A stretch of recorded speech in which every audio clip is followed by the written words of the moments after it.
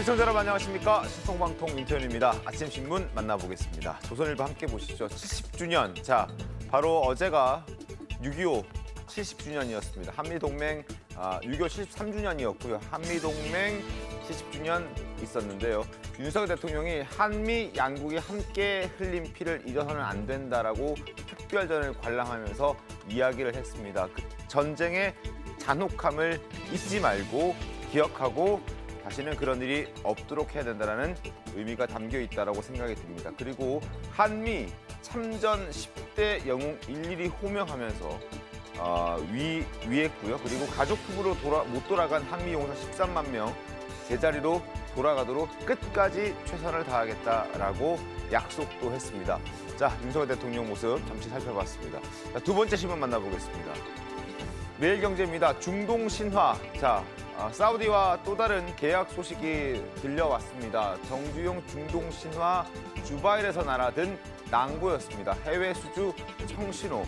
현대건설이 아미랄 사업을 수주했는데 6조 5천억 원에 달하는 어마어마한 규모였고 50억 달러 이상 수주는 9년 만입니다. 자, 사우디에서는 최대 해외 전체 7위에 해당하는 엄청난 사업을 수주했다라는 소식까지 들려왔습니다. 제2의 중동 붐이 있는 것 아니냐 이런 얘기까지 나오고 있습니다. 세 번째 신문 보겠습니다. 경향신문입니다. 물폭탄, 지금 바깥에 비가 많이 내리고 있다고 하는데 물론 지금 상태는 좀 소강 상태라고 하지만 장마가 이번 주 내내 계속 이어질 거란 얘기가 나오고 있습니다. 출근길 물폭탄 예보돼 있고 역대급 장마가 온다고 합니다.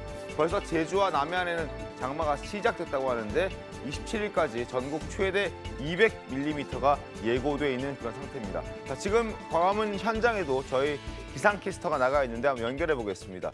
자, 올여름 장마가 본격적으로 이제 시작이 됐는데요. 제주에 앞서 말씀드린 대로 200mm가 넘는 비가 내린 것을 비롯해서 현재 수도권과 전국 곳곳에 비가 내리고 있습니다. 서울 광화문 광장에 나가 있는 기상캐스터 연결해서 현재 비 상황 알아보도록 하겠습니다. 자, 정희재 기상캐스터, 지금 비는 어느 정도 내리고 있습니까?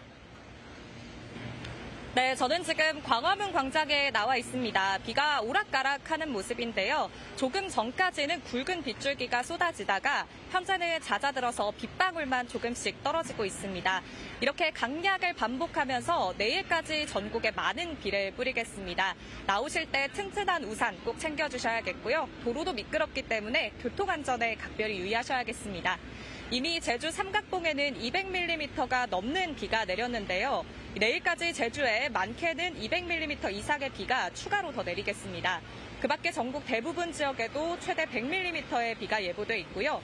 전남과 경북 북부 내륙, 경남 남해안에는 120mm 이상의 많은 비가 쏟아지겠습니다. 이 정체전선이 이동하면서 강한 비가 집중되는 시점도 조금씩 달라지고 있습니다. 먼저 오늘 오전까지 경기 북부와 강원 영서, 충북, 전남 동부 내륙과 경상권 내륙에 시간당 20에서 40mm의 비가 예상됩니다. 또 수도권을 포함한 중부지방과 경북 북부 내륙은 퇴근 시간대에 또다시 빗줄기가 굵어지겠습니다. 밤부터 내일 오전 사이에는 남부지방과 제주에 비가 강하게 내리겠습니다. 특히 제주는 시간당 40에서 60mm까지 더 심하게 내릴 수 있으니까요. 침수 피해 없도록 각별히 주의하셔야겠습니다. 비가 내리면서 어제 33도까지 올랐던 서울은 26도에 그치겠고요. 대전 25도, 광주와 부산 26도로 더위는 쉬어갑니다. 이번 주는 비가 잠시 그쳤다 내리기를 반복하면서 계속 이어지겠습니다. 특히 주 중반에는 정체전선이 다시 활성화될 것으로 보여서 호우 대비 철저히 해주셔야겠습니다. 지금까지 광화문 광장에서 날씨 전해드렸습니다. 너무 힘들어요. 이러다가 다 문 닫고 놀지 않을까. 위험이라든가 괴담이라든가 이런 게 증폭돼가지고 우리한테 치명적으로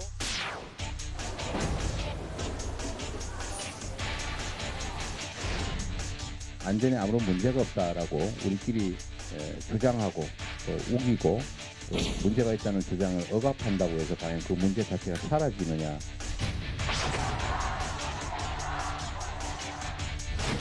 다시는 이런 괴담과 선동이 우리 사회에 발붙이지 못하도록 최선을 다하겠습니다.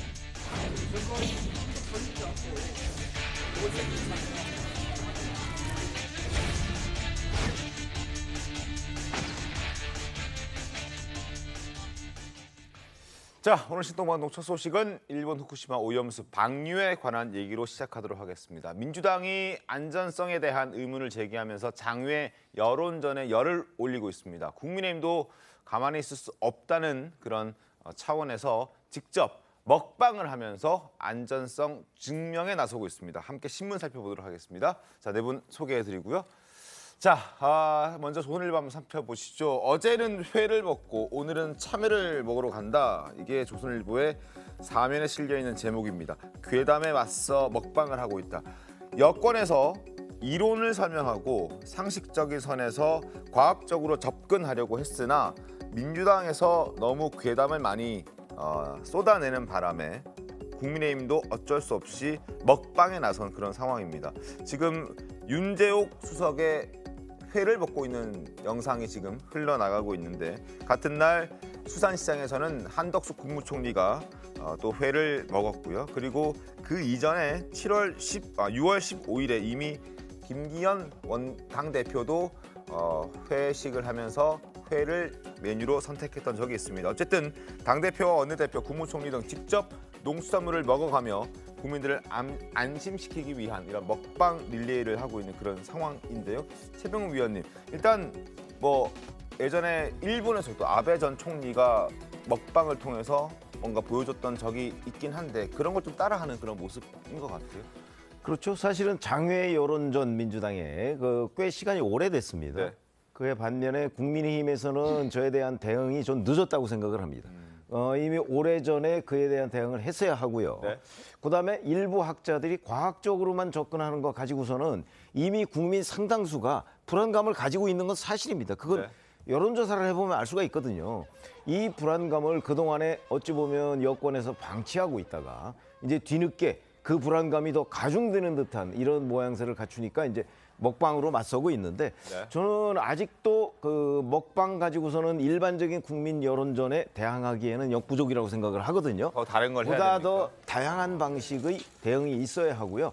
이거는 기본적으로는 과학으로 접근해야 될 내용인데 과학만 가지고 해결 안 되는 게 과거 우리가 여러 차례 봤습니다. 그렇기 때문에 과학 플러스 정치 여론전 뭐 여러 가지의 다방면적인 대응을 해야 된다고 봅니다. 김성태 의원님, 뭐 다른 방법을 좀 강구하신 게 있습니까? 어떠세요? 정말 참 이렇게 먹거리 가지고 이렇게 국민들에게 괴담을 또 선동하는 것은 이건 대단히 정치 행위 중에서도 가장 위험한 정치 행위예요. 지난 6년 전에 그렇게 성주 그 사드 기지 이제 네. 건설 관련해 가지고 전자파 이제 이 괴담 이걸로 가지고 당시에 그냥 성주 참외가 그냥 썩어 문드러져 버렸어요. 팔리지를 못해 가지고. 6년 만에 이제 요 근래 며칠 전에 이제 환경부에서 환경영향 평가라는 걸 이제 발표를 했어요. 네. 보통 환경영향 평가는 잠실 롯데 123층을 올리더라도 환경영향 평가하는데 2년 안 걸려요.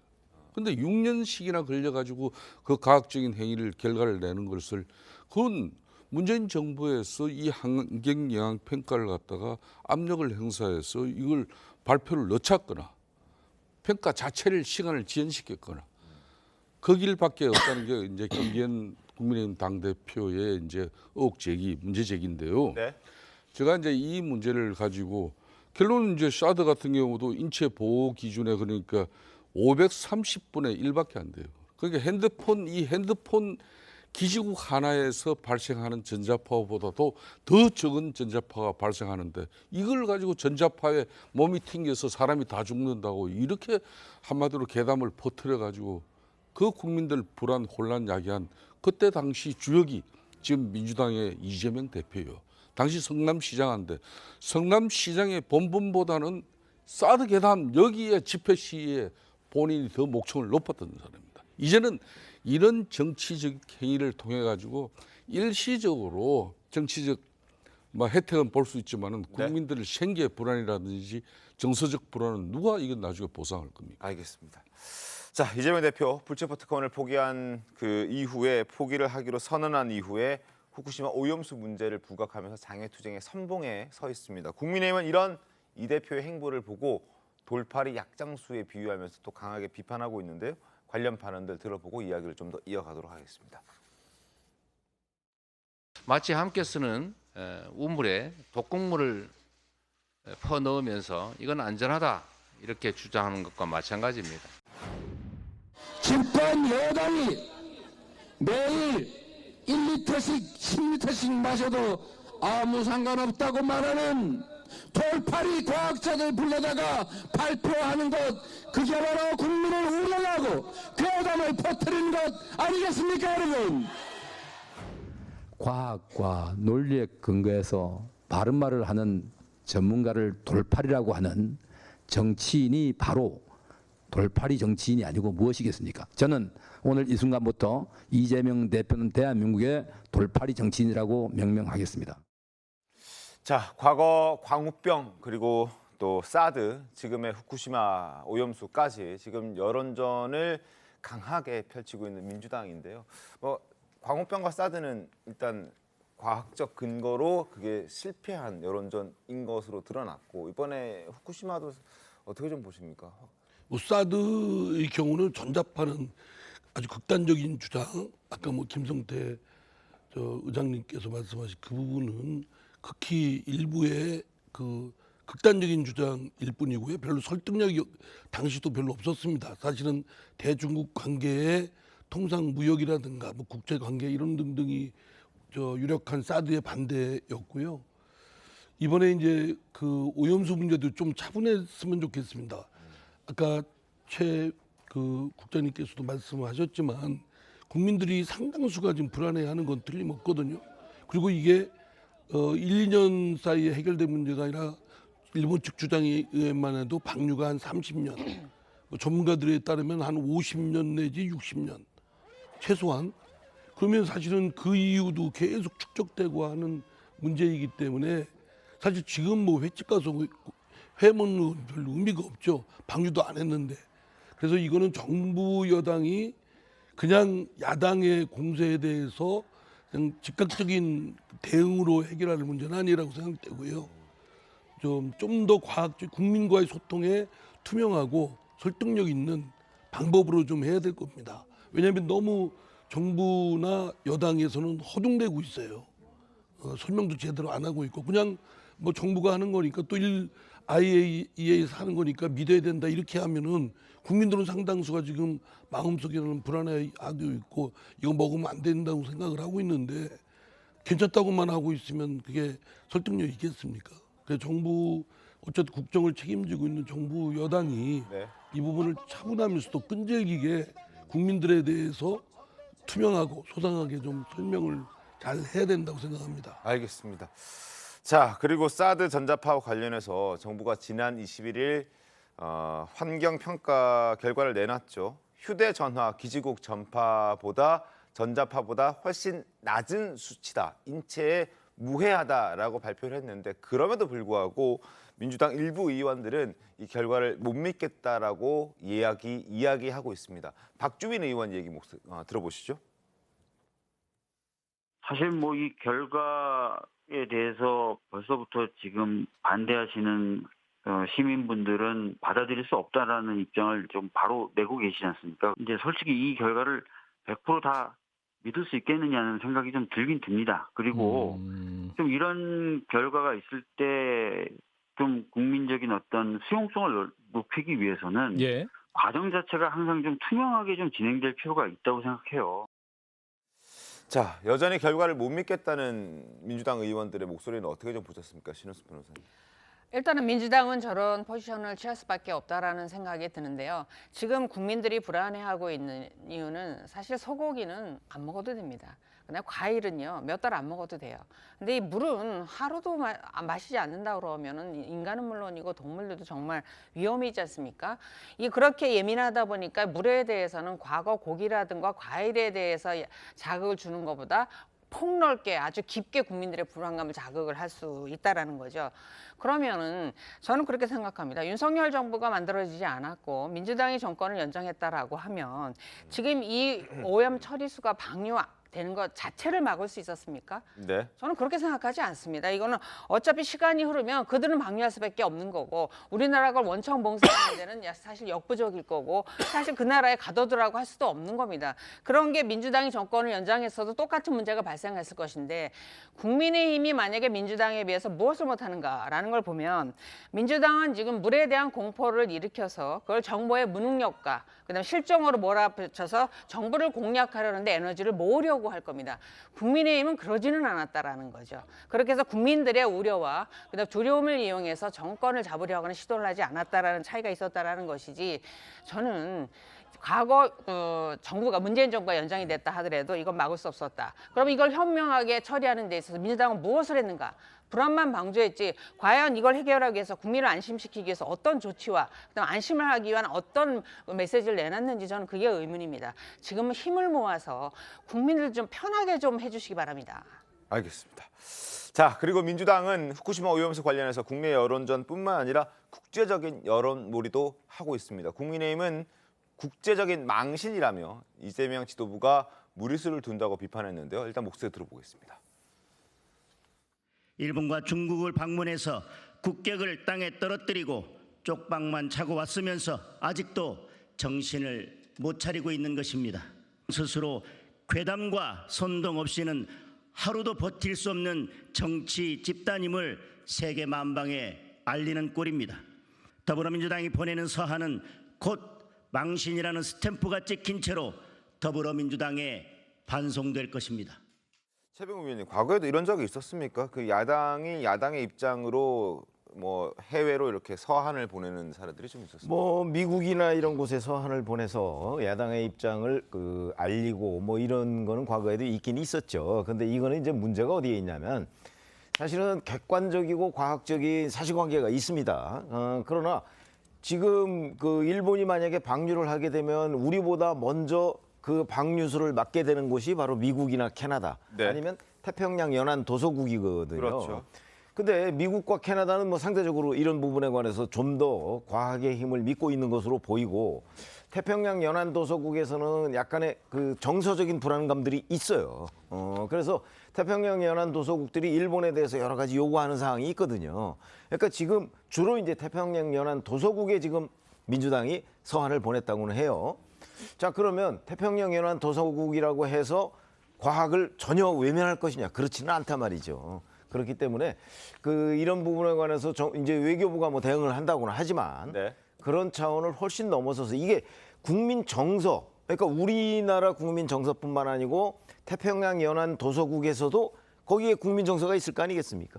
그런 부분을 어떻게 하면 좀 더 과학적으로 검증된 방식으로 바로잡을 수 있을 것인가 하는 것도 우리 정부가 저는 그냥 이렇게 손 놓고 이게 과학이니까라고 얘기할 상황은 이미 전 지났다고 보거든요. 그래서 아까부터 제가 좀 늦었다고 자꾸 얘기를 하는 이유고요. 지금부터 이걸 바로잡는 데 상당한 시간이 걸릴 겁니다. 아마 그런 데 총력전을 펼쳐야 될 걸로 봅니다. 알겠습니다. 자, 상황을 좀 지켜보겠고 다음 주제는 바로 지난 토요일에 입국한 이낙연 전 대표의 귀국길 모습을 좀 보도록 하겠습니다. 자, 귀국한 이 전 대표를 환영하기 위해서 약 1000여 명의 지지자들이 버스 10대를 대절해서 공항으로 집결했는데요. 영상 좀 보겠습니다.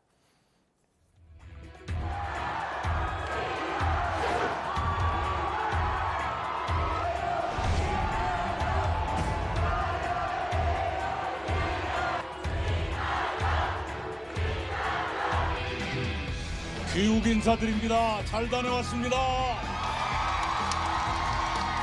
이제부터는 여러분 곁을 떠나지 않겠습니다.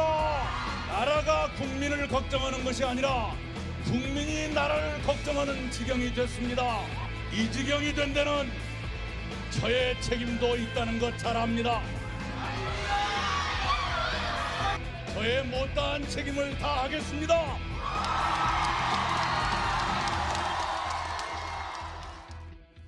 자, 대선 출정식을 방불케 한다는 평가까지 나오고 있는데 신문 하나 살펴보겠습니다.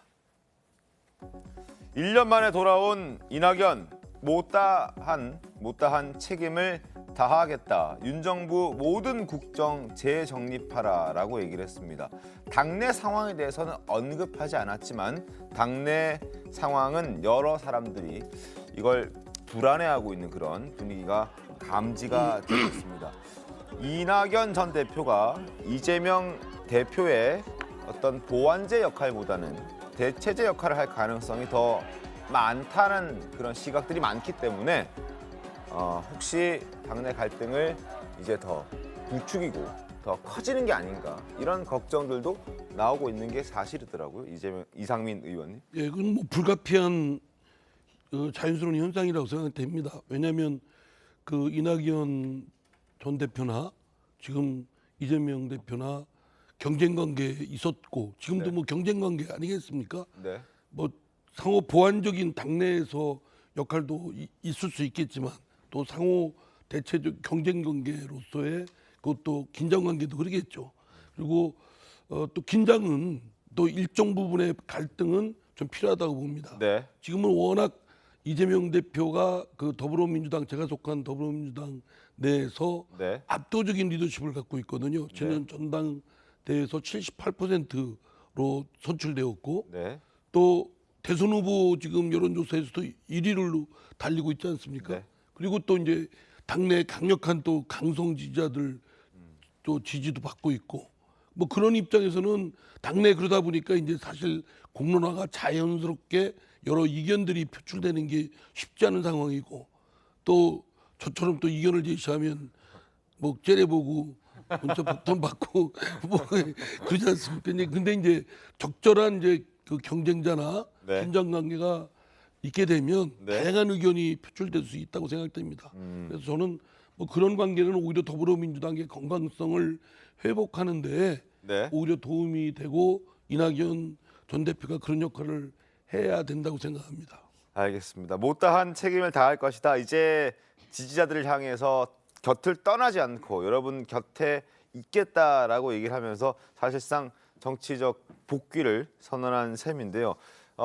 오늘 신문을 봤더니 이런 내용이 있었습니다. 이재명 대표에게 몇몇 의원들이 공항에 마중 나가는 것이 어떠하냐라고 질문을 요청을 했다고 하는데 거절했다고 하더라고요. 그러면서 이제 전화는 먼저 했다고 합니다. 이재명 대표가 이낙연 전 대표에게. 이것 또한 미묘한 신경전 아니냐라는 생각이 좀 들었는데 김성태 의원님 어떻게 보셨습니까? 그렇습니다. 이제 내년 4월 총선을 앞두고 뭐 이당 저당 할 거 없이 결론은 각 당의 이제 지분 세력 이 싸움이 이제 첨예화되는 거죠. 이낙연 당 대표 이제 기국을 통해서 이제 인천공항의 모습 봤습니다만은 네. 그 서른 의원을 비롯한 이기호 의원 이렇게 해가지고 현역 2021년 민주당 그러니까 대선 후보 경선 당시에도 보더라도 당시 이낙연 후보를 지지하는 그런 친문 주류 인사들이 대체로 60-70명이 됐어요. 그러니까 한 지역구에서 한인 말로 한 100명씩만 동원해도 금방 6,000명, 7,000명 금방 됩니다. 제가 볼 때는 한 10개 지역 정도에서는 그래도 좀 이렇게 지지자들을 좀 모은 것 같고요. 저 자체는 이제 쉽게 말하면 친이낙연계를 이제 결집시키는 신호탄을 이제 쏘아올린 겁니다. 그리고 한편으로는 이재명 당대표가 당을 독단적으로 독주하는 그런 총선 체제를 갖다가 지금 현재 김원경 핵심위원장을 내세워가지고 그런 밑그림을 그려내면은 그냥 잊지 않겠다는 그런 단호한 입장이에요. 결론은 내년 4월 총선에서 이낙연 당시 대선 후보 이 몫을 당신이 보장해야 된다는 것이고 그래야 당이 온전하다는 입장인 것이고 이제 세 번째가 아무래도 지금 뭐 이상민 의원 계시지만은 끊임없는 지금 현재 이 개딸 네. 이재명의 개딸 좀 전에 뭐 앞에 문제 다뤘습니다만은 민주노총이 매년 스위스에서 ILO 국제노동기구가 총회가 열리면 거기 가서 대한민국을 국제노동 탄압국가로 그냥 선전해버립니다. 지금 민주당 입장에서는 또 대한민국이 한마디로 이런 일본의 해양 오염수 이걸 갖다가 바로 맞이할 수밖에 없는 그런 위험한 국가가 됐다. 이걸 국제기구에 이제 국제 언론 여기 국제 환경단체에 이제 호소하는 거예요. 이게 참 네. 이런 이재명 체제에 대해서 이제 민주당이 달라져야 한다는 목소리가 내적으로 많이 있는데 그 구심이 이제 이낙연 대표가 될 수 있는 것이죠. 알겠습니다. 민주당이 변화해야 한다. 총선 10개월 앞두고 이낙연 전 대표가 복귀했으니까 그리고 그 대체제 역할을 이낙연 전 대표가 할 수도 있을 것이다라는 얘기들이 많이 나오고 있습니다. 실제로 이낙연 전 대표 지금 영상 보셨지만 굉장히 자신감에 가득 차 있는 목소리 그리고 목소리에도 힘이 실려 있는 모습이었습니다. 1년 전 유학길에 오를 때와는 사뭇 다른 모습이었습니다. 비교해서 한번 보실까요? 강물이 직진하진 않지만 그러나 먼 방향을 포기하지도 않습니다. 휘어지고 굽이쳐도 바다로 가는 길을 스스로 찾고 끝내 바다에 이릅니다. 우리들이 양심과 지성으로 잘 해결해 가리라 믿습니다. 자, 조금 전에 봤던 영상과 지금 봤던 영상 확연한 차이가 있습니다. 최용 위원님, 일단 뭐 당 상황이 그렇게 좋지 않으니까 저런 목소리가 나오지 않을까 싶은데. 2년 전엔 잘 아시다시피 사실은 본인이 경선에서 이재명 대표에게 지고 네. 그다음에 그 본인이 졌던 그 이재명 대표가 대선에서 윤석열 대통령한테 진 거 아니겠어요. 네. 그러니까 힘이 생길 수가 없죠. 근데 지금은 이제 나와서 1년간 미국에 갔다 와서 뭐 본인의 좀 아마 공간이 넓어졌다고 생각을 하기 쉬운데 문제는 본인이 한참 왕성하게 직전 대표로서 또 직전 국무총리로서 그 할 수 있었던 그런 것도 다 못했잖아요. 2년 전에. 그렇게 못했는데 지금 와서 무관이에요. 지금은 전직 대표라는 거 외에. 뭘 할 수가 있을까요? 저는 못다한 책임 그러는데 못다한 책임은 오히려 2년 전에 저는 했어야 된다고 보고 지금 와서는 별로 그 본인이 스스로 개척해 나갈 영역은 별로 없다고 보거든요. 그런 점에서 본다면 이재명 대표 체제가 지금 민주당에서 아직도 굉장히 건재합니다. 네. 그런 상황에서 외부에 이제 민주당 입장에서 보면 외부에 적이 있는 셈이잖아요. 외부의 적이라는 건 결국 국민의힘, 여권 뭐 이런 데일 텐데 섣불리 이낙연 전 대표가 이재명 대표의 리더십을 비판할 수가 없을 거예요. 외부의 적이 있기 때문에. 네. 그건 당내에서 버틸 수가 없죠. 그렇게 해가지고는. 그러면 결국 그렇다고 이재명 대표를 적극적으로 도와주기도 좀 민망해요. 네. 이런저런 어정쩡한 상태에서 총선 때까지 갈 가능성이 저는 훨씬 더 높다고 봅니다. 별 영향력 없을 것이다. 이런 말씀입니다. 지금 이낙연 전 대표 복귀했지만 과거에 더 큰 힘이 있을 때도 제대로 쓰지 못했는데 지금은 뭐 아무것도 없지 않느냐. 뭐 전 대표라는 타이틀 외에는 그러니까 복귀하더라도 뭐 구심점이 된다 한들 그게 이재명 대표 체제를 흔들 정도는 아닌 거다. 뭐 이렇게 얘기를 하시죠. 맞을 그런 이제 예측을 뭐 유력하다고 생각되는데요.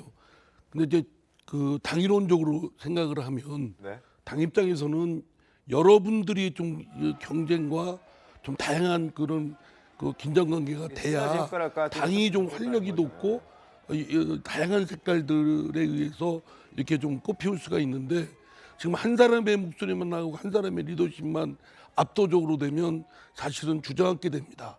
뭐 그 특정인이야 리더십 휘둘를 때는 뭐 좋을지 모르지만 결국 조직 전체는 사실은 활력을 잃고 예, 그렇게 되거든요. 그래서 지금 이재명 대표의 그 소위 어쩌면 독주하는 그 리더십인 여러 다양한 목소리를 꽃피우는데 이낙연 대표가 그 역할을 해줘야 되고 다른 분들도 더 분발을 해야 된다. 뭐 저도 마찬가지죠. 알겠습니다. 하여튼 당내에서 여러 사람들이 나서서 좀 그런 경쟁, 선의의 경쟁이나 긴장 관계, 또 잘못하는 거에 대해서는 적극적으로 비판하고 뭐 이런 견제하고 이런 것들이 좀 이루어져야 된다고 생각합니다. 알겠습니다.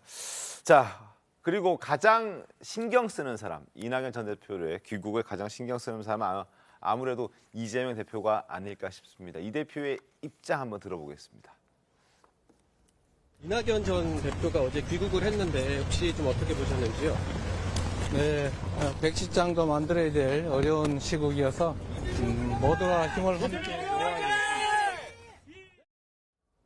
신우수 변호사님, 지금 이재명 대표는 뭐 백시장도 만들어야 한다라고 얘기를 하고 있지만 진짜 속내는 어떨까요? 진짜 속내는 사실 뭐 이제 극단적으로만 말하면 현재 민주당을 이재명 대표의 사당이라고 표현하는 분도 있습니다. 그래서 네. 나의 영향력이 지금까지 강하고 하니까 이낙연 전 대표께서는 독립적인 어떤 영향력을 발휘할 생각하지 마시고 제 영향력 하에서 도와주십시오라고 저는 이렇게 들렸습니다.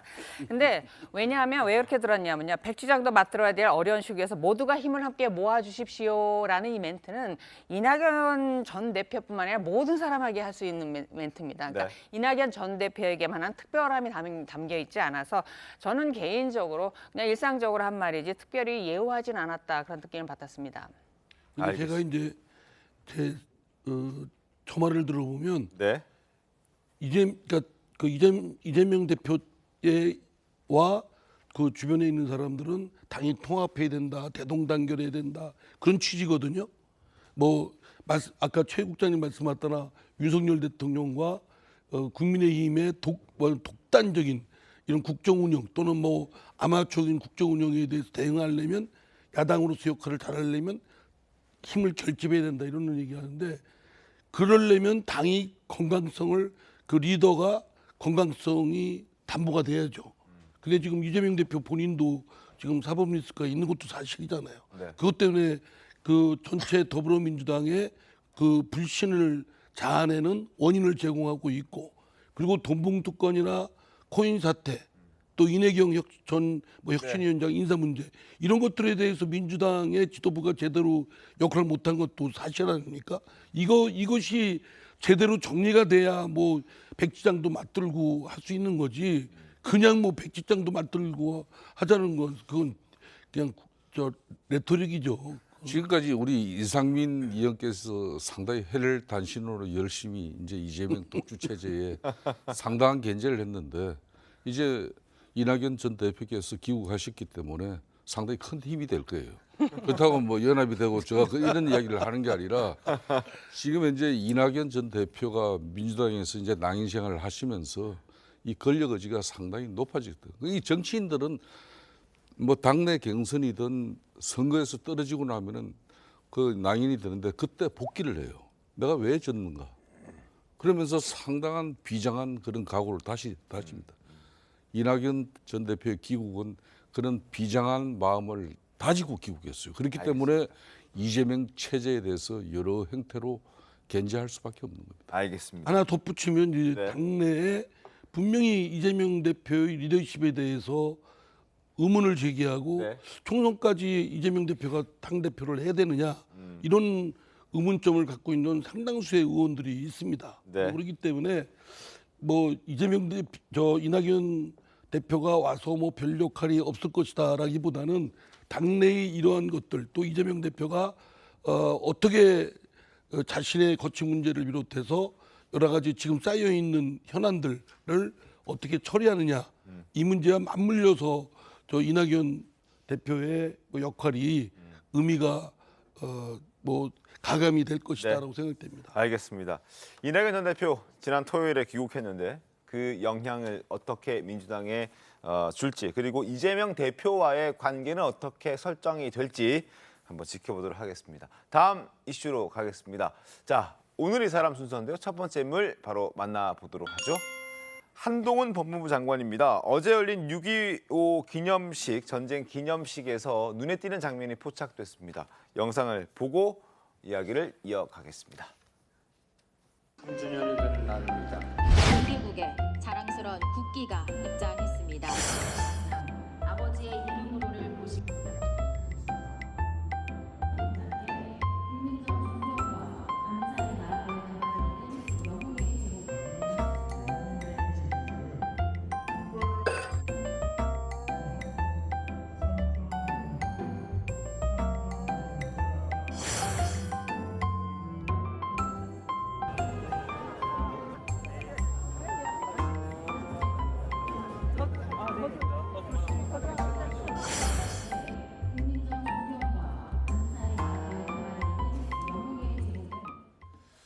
자, 편지를 건넨 사람 과연 누굴까요? 그리고 그 내용은 어떤 게 담겨 있을까요, 최병우 위원님? 우리가 흔히 켈로 부대라고 얘기를 하는데 KLO 부대입니다. 네. 그게 이제 6.25 때 보면 북한 지역에 침투를 해서 네. 정보 활동, 첩보 활동을 했던 그런 그 분들인데 이 정확하게 전사의 기록이 명확하게 나타나 있지 않아요. 그래서 사실은 그동안에 인정을 많이 못 받았는데 이제 윤석열 대통령이 KLO 출신을 언급을 했죠. 그리고 네. 초청도 했습니다.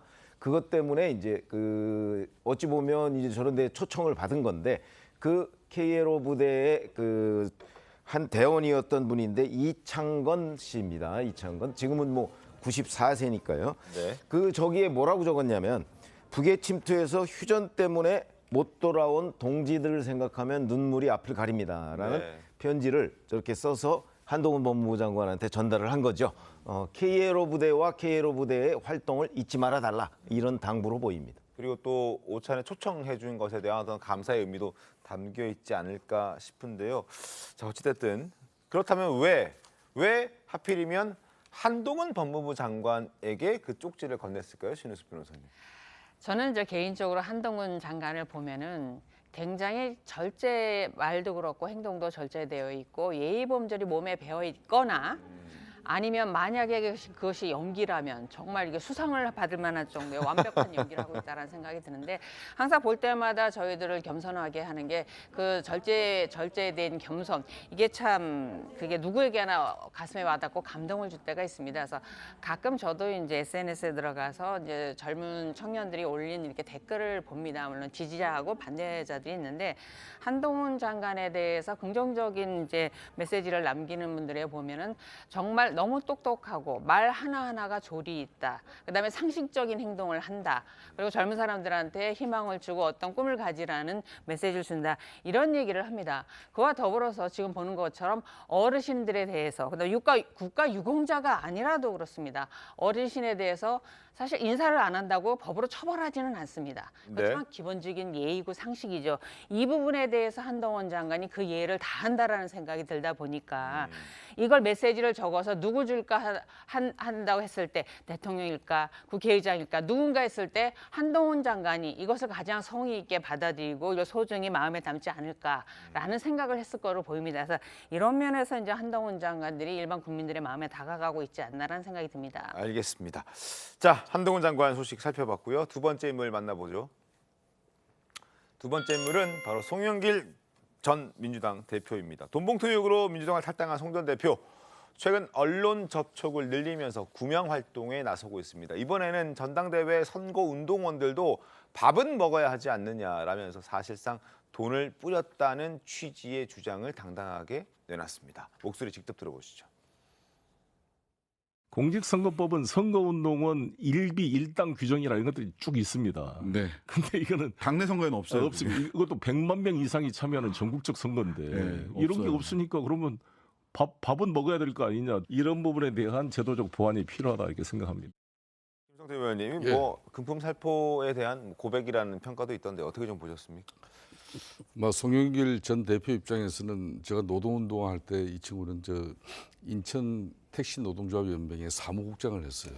그래서 제가 좀 잘 아는 편입니다. 그래서 상당히 검소하고 지금도 뭐 제대로 된 지방칸 없이 뭐 검소한 그런 생활을 한 부분은 있습니다만은 본인은 안 돌렸다고 이렇게 주장하지만은 송영길 전당대회 때 돈봉투 사건은 이미 기정사실이 된 것이고 그 자체를 갖다 본인이 수긍하고 인정하지 않으려고 하는 저런 몸부림은 너무 격하게 또 사법 체계를 갖다가 혼란스럽게 만드는 그런 위험을 야기해요. 그렇기 때문에 저는 저 송영길 전 대표 저는 처신은 좀 바로 잡을 필요가 있다 이렇게 봐요. 거기다가 이제 뭐 열사묘지를 며칠 전에 이제 당시 인천 택시 노련 사무국장 할 때 분신한 택시 노동자 이제 추모하러 가는 길에 이제 노회찬 대표 묘지도 가서 이제 추모를 하고 왔는데 그러면서 만일 노회찬 선배가 살아 계셔서 정의당을 이끌었으면은 지난 대선 때 민주당과 후보 단일화를 이뤘을 거고 오늘날 윤석열 대통령은 없을 것이다.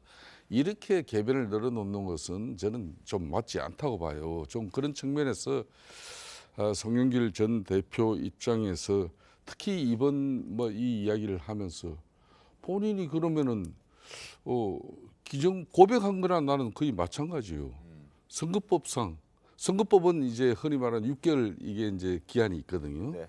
6개월 기한. 근데 이제 정치자금법 저거는 뭐 2년이 가도 자기한테만 지금 현재 정치 보복 수사를 한다는 것인데 그런 인식을 가지고 있으면은 지금 송영길 돈봉투 사건의 실체적 진실을 이렇게 검찰이 풀어나가는데 정치적으로 너무 대응하고 맞불해서 이걸 자기는 정치적으로 견뎌내고 이겨낼지 모르지만은 네. 민주당에게는 더 큰 한마디로 상처를 주게 될 거예요. 알겠습니다. 돈봉투 건에 대해서 국민적 그 상식 수준에서 녹음 파일을 들은 이상 그 생생하게 들었지 않습니까? 네. 그럼 국민들은 상당수 그에 대해서 의심하는 게 더 상식적이라고 봐요. 그럼 만약에 그게 아니라고 지금 당사자들이 얘기를 하고 있고 송영길 대표도 모르는 일이라고 하고 있지 않습니까? 네. 그러면은 그 무고함을 밝히기 위해서 집중해서 뭐 준비라든지 또 은인자중하든지 해야지 자꾸 저렇게 제가 보기엔 저런 말을 하면 본인한테도 또 저희 더불어민주당한테도 별로 좋은 영향이 아닙니다. 누가 봐도 아니 그 제도 보완을 해야 된다는 얘기를 지금 하면 저질러 놓고 나서 추후에 제도 보완한다고 그런다면 아니 무슨 얘기지? 본인은 모른다고 했는데 좀 그렇잖아요. 그리고 뭐 밥값이든 기름값이든 돌리지 않도록 되어 있습니다. 돈을 뿌리면 이미 처벌을 받은 전례도 있고 그런데 지금 와서 제도 보완이 필요하다고 제도적 개선책을 당사 그 사건의 중심에 있는 인물이 얘기하는 건 국민들이 볼 때는 좀 얼토당토하지 않게 생각을 하죠. 제가 같은 당에 있었던 사람으로서 네. 저런 건 좀 자중해야 된다고 생각합니다. 알겠습니다. 그리고 지금 송영길 전 대표 정의당의 얘기를 하고 있는데 노회찬 형이 살아 있었다면 달라졌을 것이다. 조금 전 김성태 전 의원께서도 말씀해 주셨는데 여기에 대해서 정의당이 조금 발끈했습니다. 반발했습니다. 목소리 한번 들어보도록 하죠. 고 노회찬 전 의원 묘소에 가셨더라고요. 노회찬 선배는 제가 노동운동할 때 저랑 같이 했던 분이고 제가 사는 신혼집에 와서 같이 라면도 끓여 먹고 잠도 자고 했던 좀 형제처럼 지냈던 분입니다. 너무 막 마음이 아파서 입만 열면 구라라는 김수미 선생님의 영화 속 대사가 딱 어울립니다. 노회찬을 가장 모르는 이들이 자신이 불리할 때 노회찬을 입에 담습니다. 구태 비리 정치인 송영길 전 대표님, 입 다물으십시오. 자, 대선 때 일갈이다, 일갈. 자, 민주당의 손을 잡지 않은 이유는 지난 총선 때 정의당이 연동형 비례제 이것과 관련해서 뒤통수를 세게 맞았기 때문인데 지금 와서 이렇게 송 전 대표가 얘기하는 것도 사실 좀 앞뒤가 안 맞긴 하죠. 사실 그 부끄러움은 다 국민의 몫이라고 생각을 하는데요. 정의당의 대변인이 뭐 세게 말을 했긴 했지만 그 정도는 아니더라도 어느 정도 정치에 관심을 가진 분이라고 하면 저 말의 의미를 알게 될 겁니다. 일단은 돌아가신 분을 언급을 하면서 본인에게 유리한 부분만 이렇게 발췌해서 이용하는 것도 그분에 대한 예의가 아니고요. 그다음에 같이 올린 글에서도 보면은 이제 노동자가 극단적인 선택한 부분을 올렸는데 50대 가장이라는 표현을 올렸는데 그럼 민노총이 개입을 해서 택배 그 사업자가 극단적인 선택한 부분에 대해서는 어떠한 입장도 내놓지 않으셨지 않습니까? 그러니까 일관성이 없고 그다음 무엇보다도 노회찬 전 의원께서도 물론 이제 형사적으로 어떠한 일이 있었고 그런 부분을 국민들이 다 알고는 있지만 이분에 대해서 국민들이 공감하고 있는 분이 한 가지 있습니다. 부끄러움을 아는 분이었다라는 생각이죠. 노무현 대통령도 마찬가지고 부끄러움을 알았다라는 부분에서 우리가 존경을 하고 있는 겁니다. 그래서 그런 부분을 닮아가기에는 송영길 전 대표가 과연 부끄러움을 알고 있는가, 그다음에 앞으로 가는 길이 맑을 것인가 이런 부분에 대해서 국민들은 공감하지 않을 것으로 보여서 제발 돌아가신 분들을 그렇게 함부로 입에 올리지는 않으셨으면 좋겠습니다. 알겠습니다. 자, 그리고 송 전 대표 이런 얘기도 했습니다. 자신을 지금 검찰에 소환하지 않고 있는데 아직도 소환을 안 하고 있는데 계속 안 한다면 이번에는 검찰청 앞에서 1인 시위하고 이런 게 아니라 그냥 텐트 치고 눌러 앉아버리겠다 이런 얘기를 했습니다. 직접 들어보시죠. 재수사하지 말라는 건 아니에요. 네. 재수사해라고요. 아하. 2번이나 검찰청 앞에 수사하라고 제가 찾아갔지 또 갈 않습니까? 겁니까?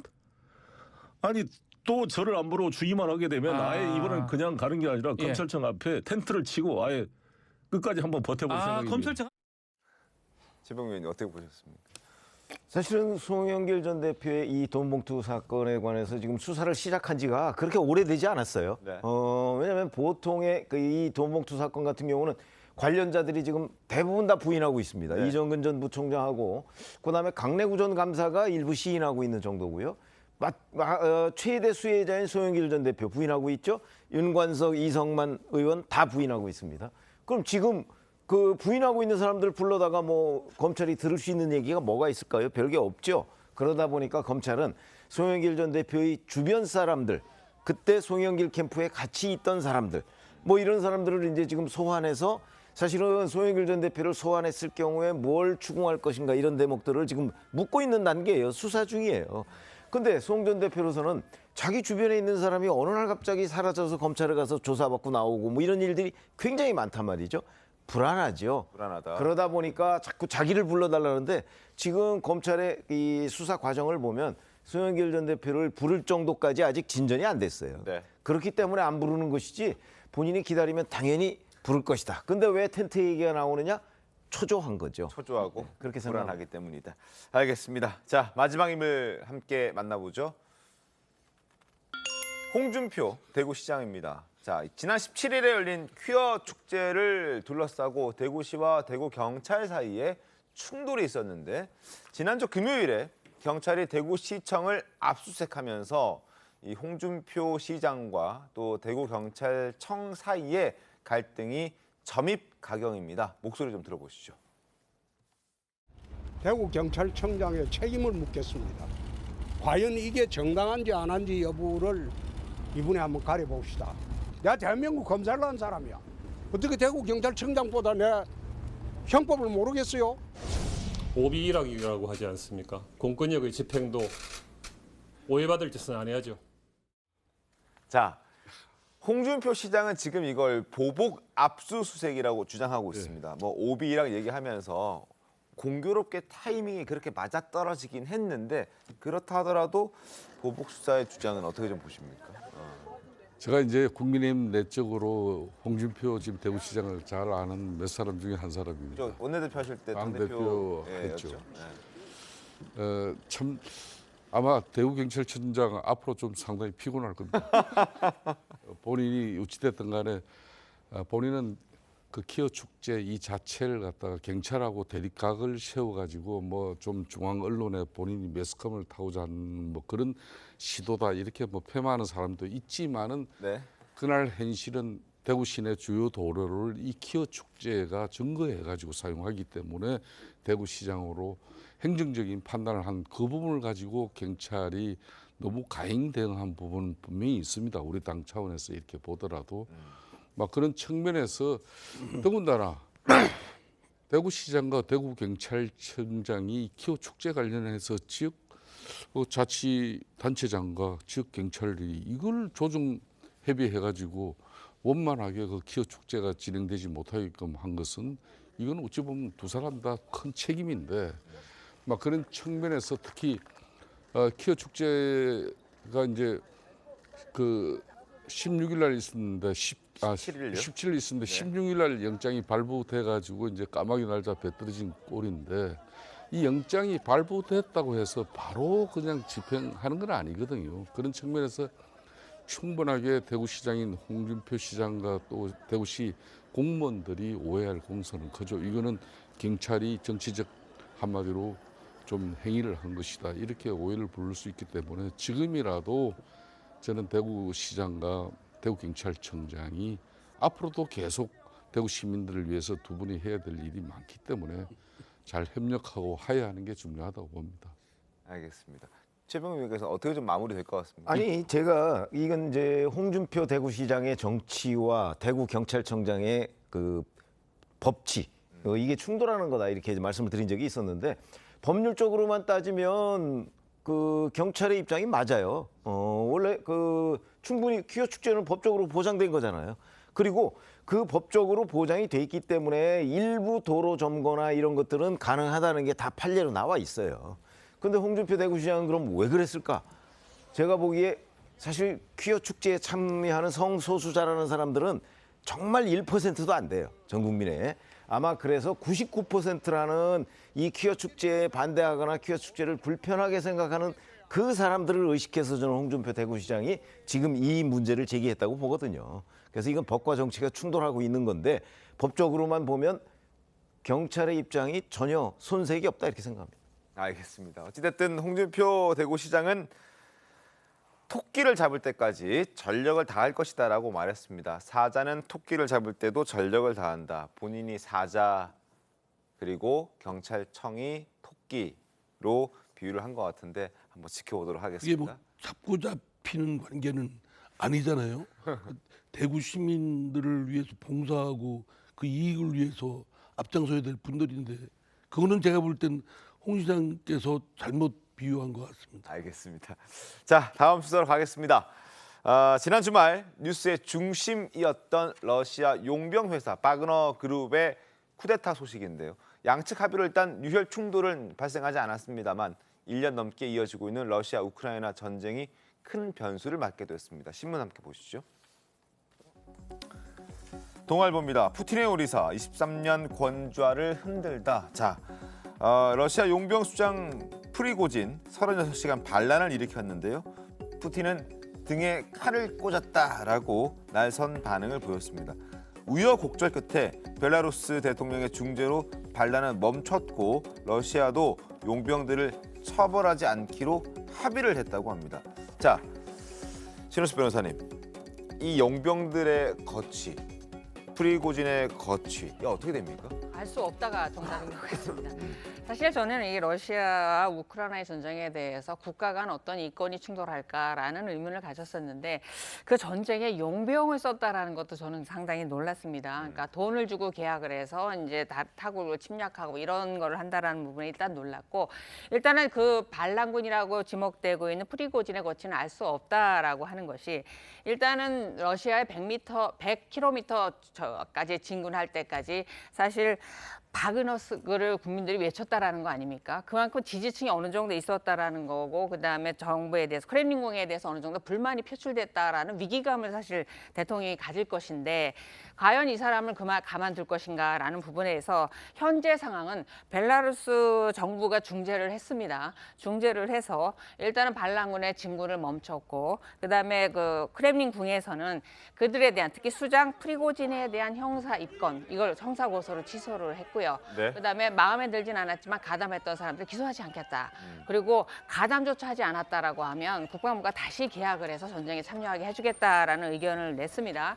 그런데 문제는 중재를 해서 현재 벨라루스로 간다라고 해도 일단 러시아 전 총리조차도 이제 BBC에 나와서 한 말이, 그의 안전을 보장하기가 어렵다. 왜냐하면 벨라루스 정부가 러시아와 가장 친한 연맹인데다가 거기에 있을 때 안전을 보장할 수 없기 때문에 아마 아프리카 밀림 정도에 가게 돼 있지 않을까, 이런 얘기를 내놨는데, 문제는 반란을 멈추고 그 근거지였던 남쪽 로스토프로 돌아갔다라고 했는데 현재까지 그 행적이 드러나고 있지 않다라고 합니다.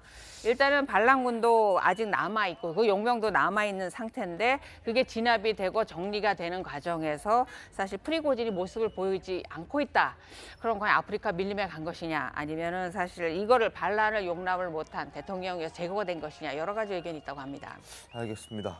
일단 거취가 어떻게 될지는 아무도 알 수 없지만 다시 전장으로 복귀를 해서 러시아를 위해서 우크라이나에 공격을 하는 것도 사실은 쉽지 않을 것 같아서, 그렇게 되면은 이 바그너 그룹에 속해 있는 용병들은 방어를 하는 그 용병들이 아니라 공격을 하는 용병들이었다고 합니다. 아마 우크라이나 전쟁에도 앞으로 좀 적지 않은 영향을 줄 수도 있을 것 같은데 최범님 어떻게 보십니까? 그렇죠. 결국은 지금 그 우크라이나 젤렌스키 대통령이 러시아에 반격을 하고 있는 과정이잖아요. 네. 그 과정에서 푸틴의 리더십에 치명적인 상처가 있단 말이죠. 이렇게 되면, 자, 푸틴이 근데 이 그 프리고진을 이제 뭐 불문에 붙이겠다, 이걸 약속을 지킬까요? 저는 안 지킬 거로 봅니다.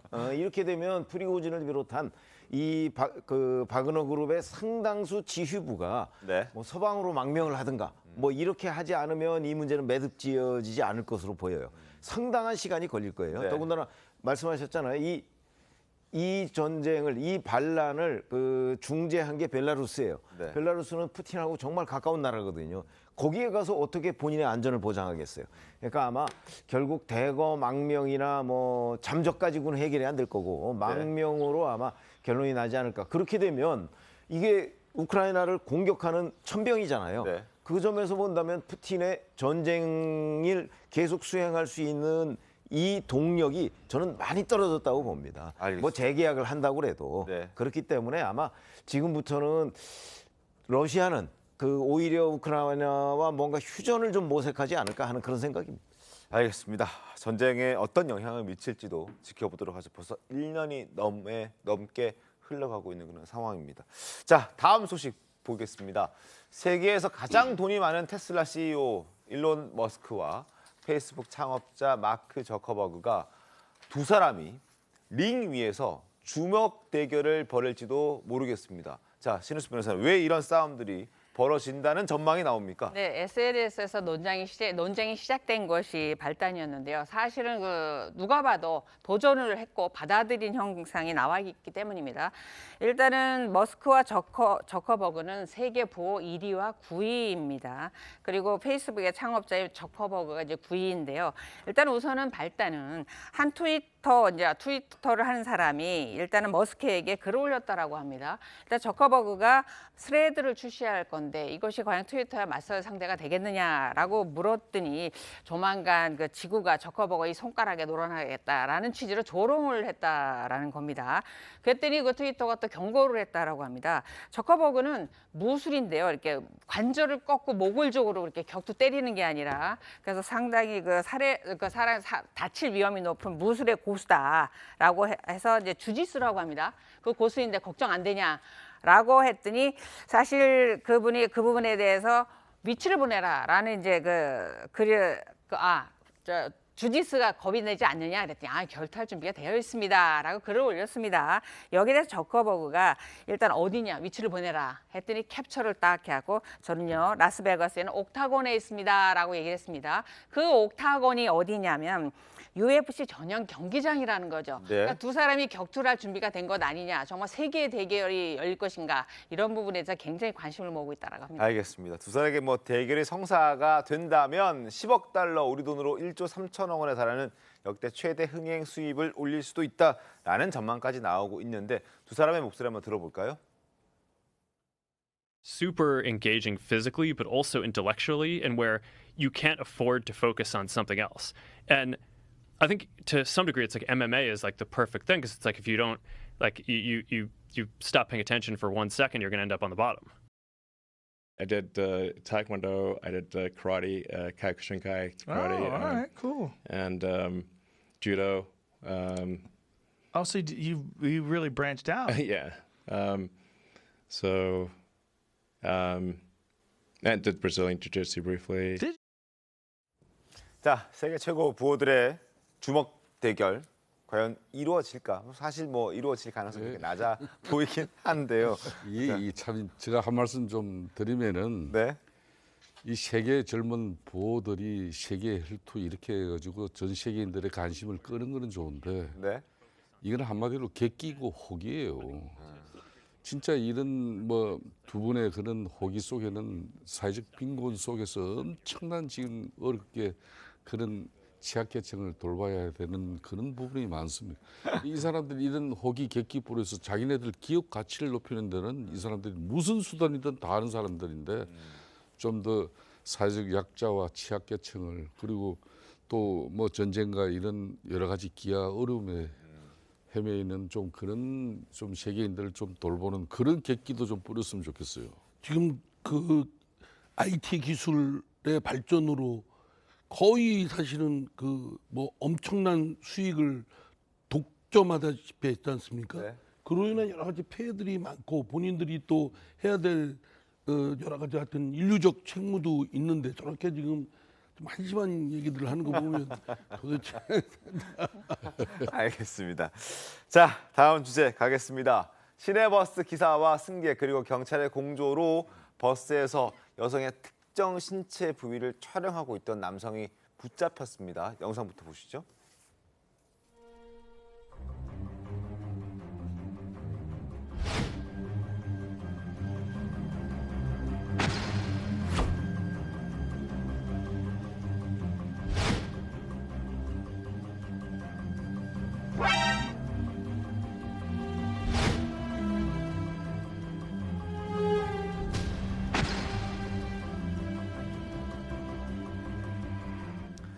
자, 신우수 변호사님, 저 경찰에 붙잡힌 남성 실제로 촬영을 했었고 뭐 하는 사람입니까? 몰카범입니다. 몰카범. 그래서 일단 사연을 보면요. 광주 서구에서 달리고 있던 버스였고 오후 1시 반이었습니다. 네. 승객한 사람이 남성 승객이 의자 밑에 이렇게 엎드려서 여성의 특정 신체 부위를 촬영하는 것을 보고 문자 메시지로 112에 신고를 하게 됩니다.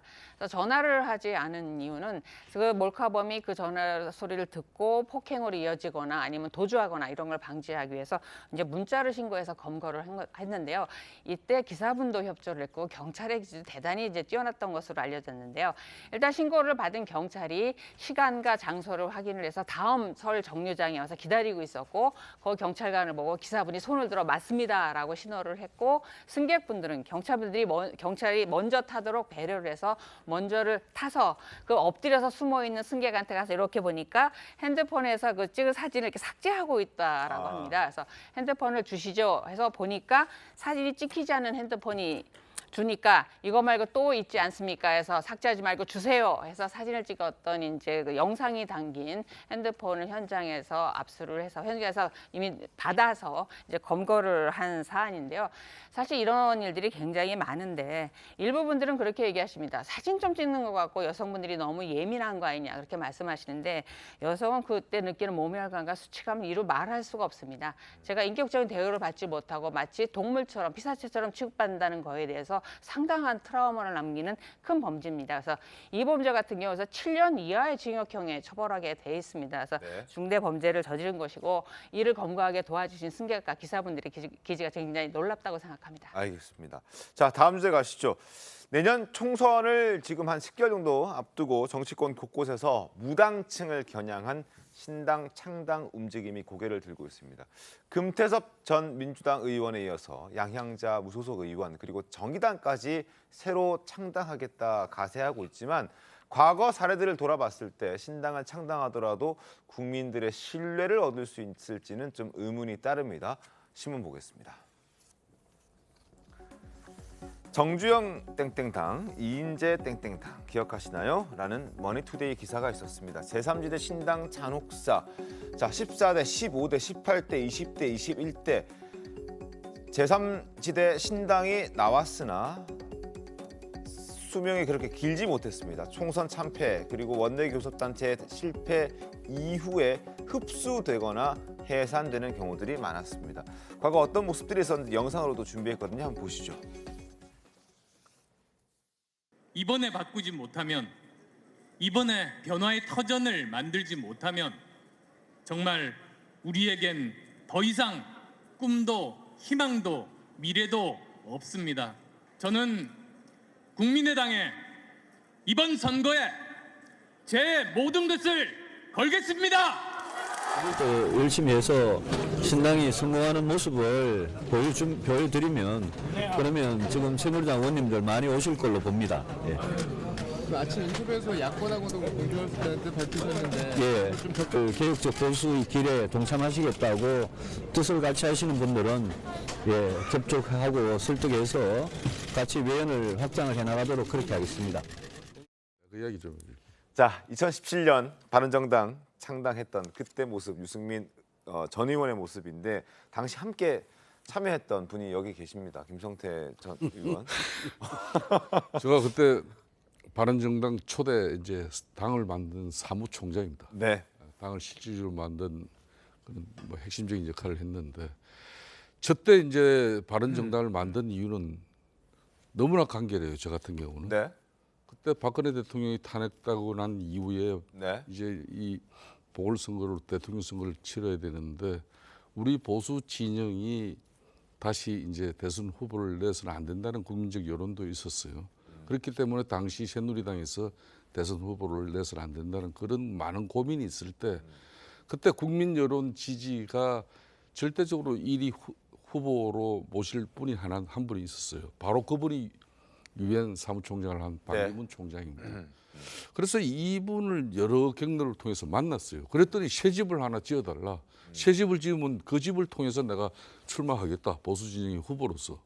그렇게 해서 만든 게 바른정당이에요. 근데 유승민 당시 의원 같은 경우는 그 바른정당을 통해서 본인의 대선 의지를 불태운 거예요. 그러니까 저랑은 좀 차이가 상당히 있었습니다.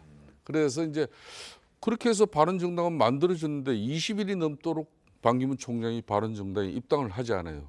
그리고 뭐 21일 만에 대선 후보를 내려놓고 그냥 잠적을 해버려요.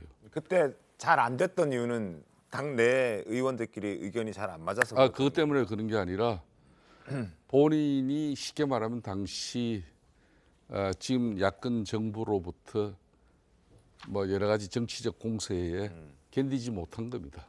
그리고 뭐 표면적인 이유는 대선 정치 자금이 그때 여기 마포에 캠프가 있었는데 그 한 달 운영해 보니까 그 돈도 마련하지 못할 정도로 힘들다. 뭐 그러면서 이제 드롭을 한 건데 그거는 뭐 큰 이유가 되지 않습니다. 하여튼 그 이후에 저는 뭐 지체 없이 다시 새누리당에 복당을 했는데 제가 오늘 드리는 이 뭐 신당 창당이라는 게 그 애들 장난처럼 쉬운 거 아니에요. 신당이 성공을 하려면은 최소한 그래도 간판 선수가 유력 대선 후보급은 되어야만이 쉽게 말하면 장사가 되고 손님이 모이는 거예요. 지금 뭐 금태섭 신당, 양향자 이런 신당 뭐 이런 사람은 그 사람들 보고 어떻게 거기다가 사람이 모일 걸로 생각? 이건 정치를 아무리 기존 양당 체제에 큰 변화를 추구하는 국민이 있더라도 이건 아닐 겁니다. 알겠습니다. 그래서 신당 체제는 제가 보기에는 쉽지는 않아요. 저는 당이론적으로 이미 사회가 여러 다양한 그 성향을 보이고 있기 때문에 그 세력을 대변하는 정치 세력들이 좀 표출돼서 뭐 서로 간의 선의의 경쟁, 고품질 정치 서비스 경쟁을 할 필요가 있다라고 생각되고요. 특히 그 양당의 그 더불어민주당과 국민의힘 이 독과점 구조로 인한 아주 찌들어 있는 구조로 인한 폐해가 극심하고 이에 대한 국민들의 반감이 크기 때문에 좀 유능한 그 더불어민주당이나 국민의힘을 위해서도 한국 정치의 업그레이드를 위해서라도 제 3, 4, 5 뭐 이렇게 유능한 스마트한 정당들이 출연하길 바랍니다. 근데 이제 아직은 좀 이렇게 구름들이 이렇게 저렇게 뭐 이렇게 모이려고 하는 것 같아요. 초동 단계이기 때문에 그 저 신당 움직임이 어떻게 될 것이냐라는 걸 미리 좀 예단하기는 어렵다고 보고요. 좀 많은 젊은이들이나 많은 뜻 있는 분들이 좀 참여해서 유능한 그런 스마트한 제3, 4, 5당으로 좀 했으면 좋겠습니다. 다당제가 되기 위해서는 일단 선거구제가 좀 바뀌어야 된다는 지적이 있습니다. 그런데 이게 사실 쉽지가 않습니다. 어떻게 좀 보십니까? 아니 예를 들어서 1구 2인제가 아니고 3인제 이상의 중대선거구제가 된다. 그럴 경우에는 그렇더라도 민주당과 국민의힘이 아마 복수공천을 하긴 할 거예요. 그러나 3등 정도 되는 또는 2등, 3등의 그 제3정당의 후보가 당선될 가능성이 있거든요. 그렇기 때문에 이 현행 소선거구제는 한 명씩 당선되는 거잖아요.